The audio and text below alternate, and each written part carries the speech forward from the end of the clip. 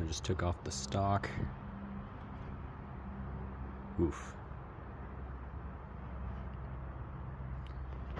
There's the jet, 85 millimeter. I'm gonna connect it to my S&B.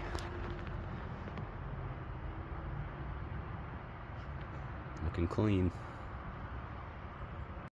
All right.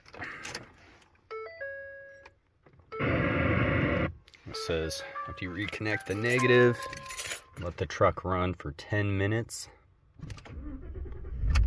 Let it idle for 10 minutes to relearn.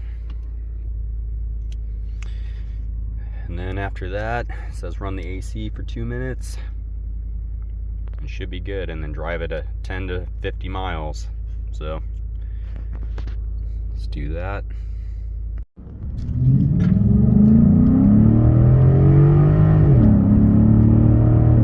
Oh yeah, definitely a lot more pull. So if you can stack these with the 91 and the 91 tune and the cold air intake, this thing's going now. Mix it up a little bit. Pull F50. Whoa, okay. Oh yeah, way better. Okay.